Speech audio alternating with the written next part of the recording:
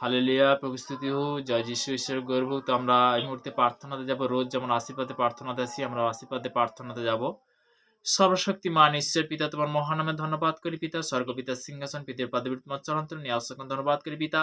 পিতাকে যে সকল সন্তানরা যারা বিশেষ করে ইউটিউবের মধ্যে, ফেসবুকে যারা জুড়তে পেরেছে, যারা অনলাইনের মধ্যে যারা জুড়তে পেরেছে, যারা জুড়তে পারেনি তাদের জন্য প্রার্থনা করছি।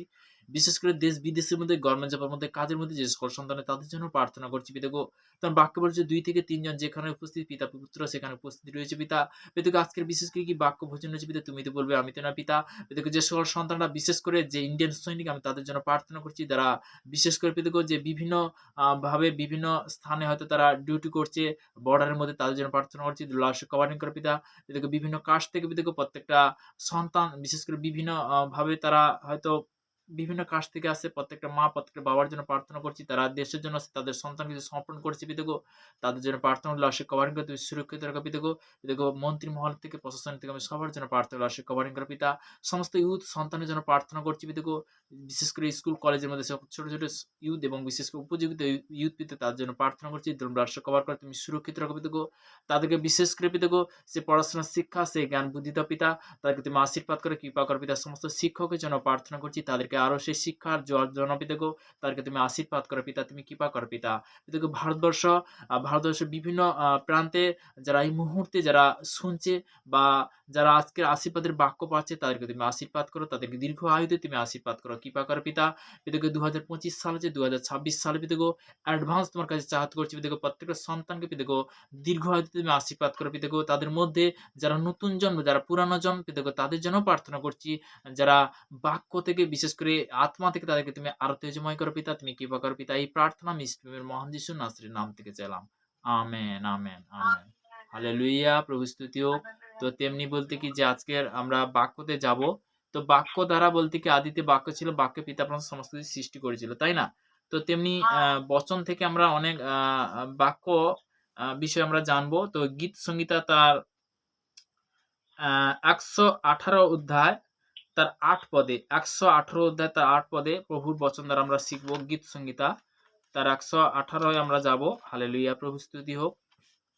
সবাই পেজটা বার করবে। 118-8 গীত সংহিতা, গীত সংহিতা 118-8 আবার বলছি, 118-8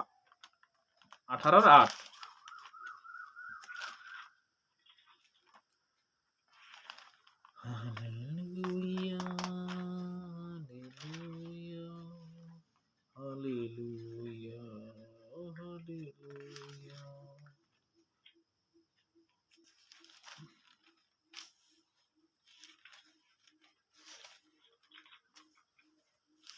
হালেলুয়া, প্রভু স্তুতি হোক। 118-8 বার করছো? ঠিক আছে, পড়ো, স্টার্ট করো।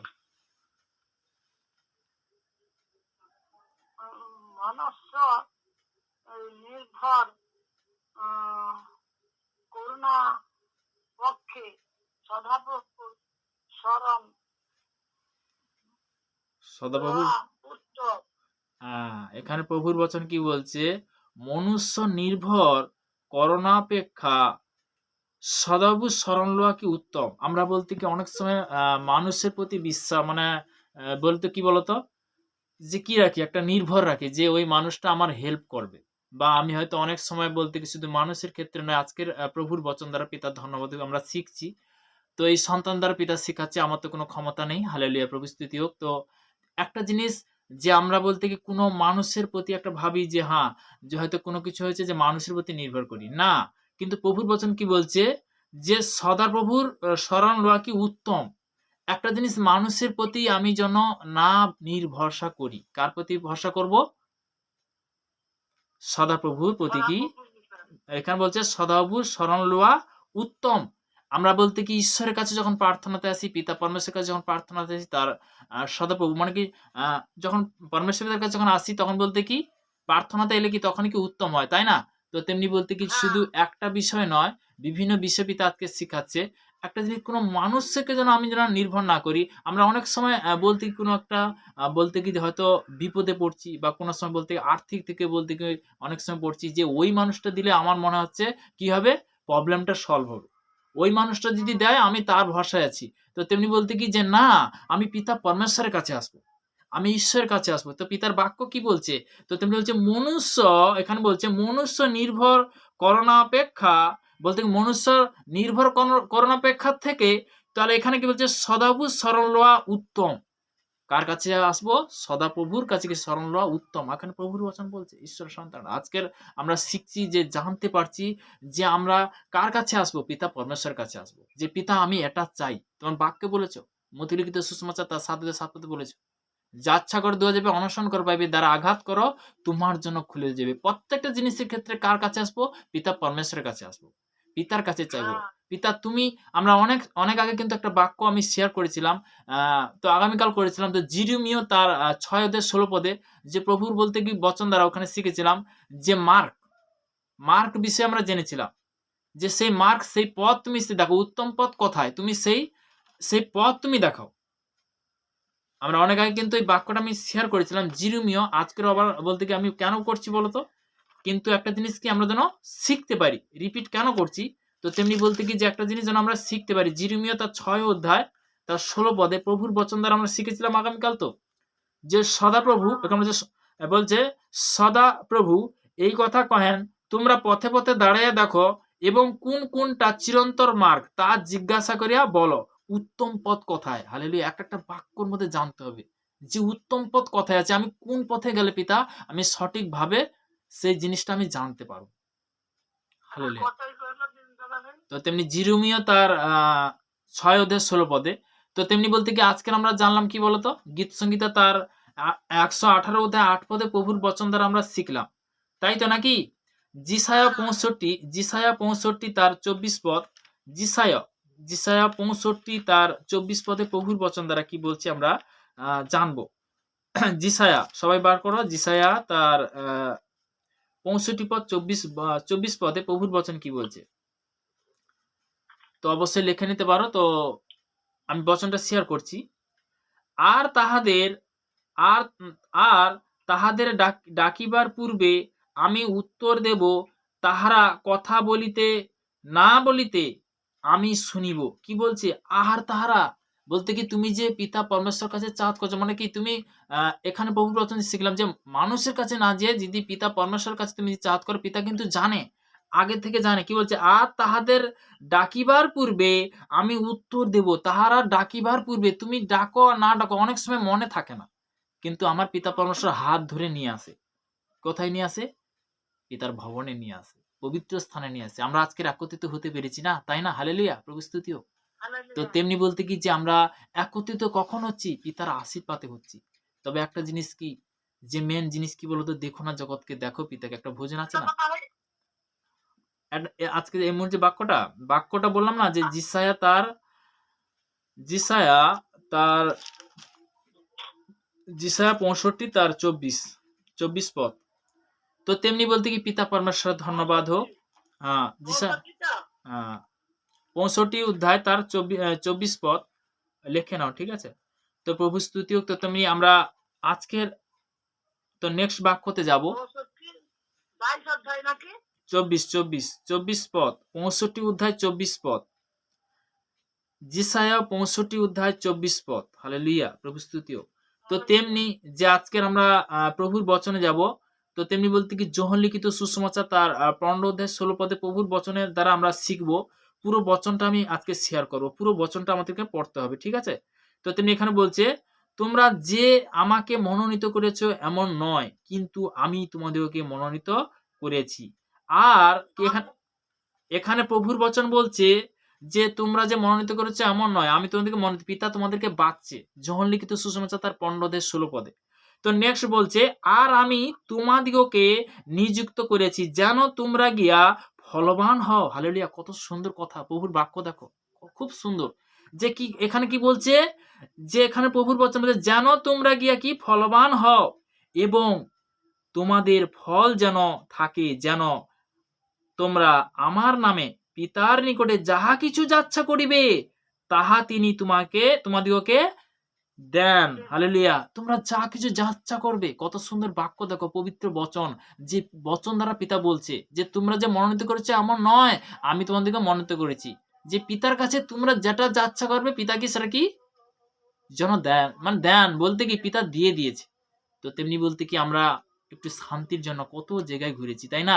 তো তেমনি বলতে কি যে সর্বদা আমি যখন জানতাম না, তখন বলতে কি পিতা পরমেশ্বরকে জানতাম না, কত বলতে কি যখন আমি পীড়িত হয়েছিলাম, যখন অসুস্থ হয়েছিলাম, যখন বলতে কি যখন সত্যি কথা বলতে কত মন্দির, কত কবিরাজ, কত ডাক্তার, শুধু একটু শান্তির জন্য। হালেলুয়া। তো তেমনি বলতে কি আমরা কত জায়গায় গেছি, কিন্তু পিতা পরমেশ্বর ধন্যবাদ আজকের বলতে কি আমরা সেই জীবিত ঈশ্বরকে পেয়ে গেছি, তাই না? এটা একটা খুব খুব মানে ভাগ্যের বিষয়। তো তেমনি বলতে কি যারা জানে না তাদের জন্য আমরা প্রার্থনা করছি। কেন করছি? তারা জানে না। তো তেমনি বলতে কি অবশ্যই যে মন মন্দির ঈশ্বর, যে মনটা তুমি সুন্দর করো, পবিত্র করো, তো তেমনি বলতে কি সেইটাই সবথেকে ঈশ্বর মানে মন মন্দিরে আছে। তো তেমনি তোমার মন মন্দিরে সেটা হলো কি, সেটা চার্চ, সেটা হলো কি মন্ডলী, সেটা হলো ভবন। যে মনটা যদি তুমি সাচ্চা করো, মনটা যদি পবিত্র করো, তো তেমনি পবিত্র মন্দির বলতে কি সে পবিত্র রাখতে হলে কি করতে হয়? রোজ কি সে আত্মিক বচন আমাদের গ্রহণ করতে হয়, আশীর্বাদের বাক্য আমাদের গ্রহণ করতে হয়, পিতার সঙ্গে কথা বলতে হয়। স্বয়ং ঈশ্বরের সঙ্গে যখন পবিত্র বচন থেকে যখন আমরা কথা বলি, পিতা আমাদের সঙ্গে কি বলে? তখন কি বলে? কথা বলে, তাই না? হালেলুয়া। প্রভু স্তুতি হোক। তো তেমনি বলতে কি যে আজকের ঈশ্বরের আরাধনাতে আসতে পেরেছি, পিতাকে অসংখ্য ধন্যবাদ। তো তেমনি বলতে কি যে বহুত বচন দ্বারা আমরা আজকে জানতে পারছি, ঈশ্বরের গৌরব হোক। তো তেমনি যে সর্বদা আমরা প্রার্থনাতে যাব। তো সবাই আমরা প্রভুর কাছে নত হব, মনকে স্থির করব, আমরা প্রার্থনাতে যাব।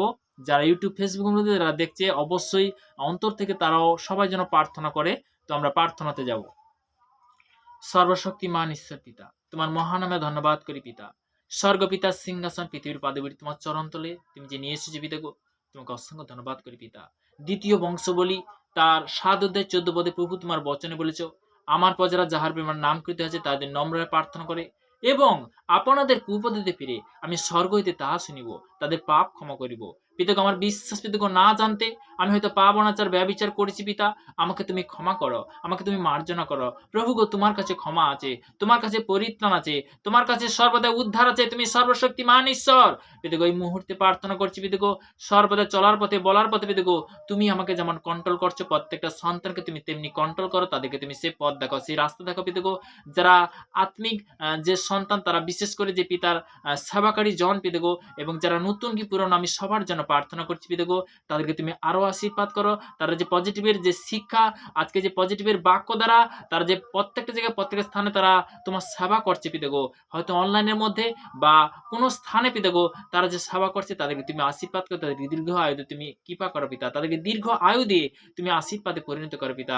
যে সকল সন্তানরা যারা গভর্নমেন্ট জবের মধ্যে কাজের মধ্যে রয়েছে পিতাগো, তাদের জন্য প্রার্থনা করছি পিতাগো, তুমি সুরক্ষিত রাখো পিতাগো। আত্মীয় স্বজন, পাড়া প্রতিবেশী, কুটুম্ব বন্ধু বান্ধব, আমি সবার জন্য প্রার্থনা করছি পিতাগো, তোমার ব্যবসা কভার করো, তুমি সুরক্ষিত রাখো পিতাগো। পিতাগো এই মুহূর্তে আমার ভারতবর্ষ যে 28টা দেশ, সেই 28টা দেশের জন্য প্রার্থনা করছি। কেরালা, তামিলনাড়ু, হায়দ্রাবাদ, অন্ধ্রপ্রদেশ, মধ্যপ্রদেশ, বোম্বাই, পুনা, গোয়া, পাঞ্জাব, হরিয়ানা, দিল্লি, নিউ দিল্লি, চণ্ডীগড়, কলকাতা, সাগরদ্বীপ, ব্রাঞ্চ, লাসিক কভারিং কর পিতা। পিতাগো মুহূর্তে প্রার্থনা করছি সর্বদা পিতাগো, যে এই মুহূর্তে পিতাগো সর্বদা গুজরাট, ইউপি, বিহার, ঝাড়খণ্ড, লখনউ, লাসিক কভারিং কর পিতা। Saudi Arabia, Dubai, Kuwait, Qatar, Malaysia, Thailand, Hong Kong, Bangkok, লাসিক কভারিং কর পিতাগো। Germany, France, Italy, Portugal, Brazil, Argentina, লাসিক কভারিং কর পিতাগো। ইংল্যান্ড, নিউজিল্যান্ড, অস্ট্রেলিয়া, জিম্বাবুয়ে পিতাগো, শ্রীলঙ্কা, লাসিক কভারিং কর পিতাগো। পিতাগো সর্বদা দেশ বিদেশের মধ্যে যে এই মুহূর্তে তুমি আত্মার মধ্যে যতটা প্রার্থনা দিলে পিতাগো, সর্বদা সব সন্তানকে তুমি কভার করো, তুমি সুরক্ষিত রাখো পিতাগো। আর ভারতবর্ষ যে 28টা দেশ, 28টা দেশের জন্য প্রার্থনা করলাম, যতটা আত্মা থেকে দিলে পিতাগো। পিতাগো সর্বদাই যে ব্যাঙ্গালোর, উড়িষ্যা, লাসিক কভারিং কর পিতা, লখনউ, লাসিক কভারিং কর পিতা। পিতাগো তুমি সুরক্ষিত রাখো পিতাগো। প্রত্যেকের সন্তান তারা যে এই মুহূর্তে যে পবিত্র বচন রোজ তারা যে আশীর্বাদের বাক্যে আসে, আশীর্বাদের বাক্যতে আজকে জুড়তে পেরেছি পিতাগো, তাদেরকে সেইভাবে তুমি মহামো আশীর্বাদ করো পিতা। এই শান্তির বার্তা, শান্তির প্রার্থনা দুজন অসংখ্য ধন্যবাদ করি পিতা। এই প্রার্থনা মিষ্টি প্রেমের মহান যিশু নাসরির নাম থেকে চাইলাম, আমেন, আমেন। হালেলুয়া। প্রভু স্তুতি হোক। তো পিতা ধন্যবাদ হোক। সবাইকে জয় যিশু, ঈশ্বরের গৌরব হোক। সবাইকে ভালো রাখুক। হালেলুয়া।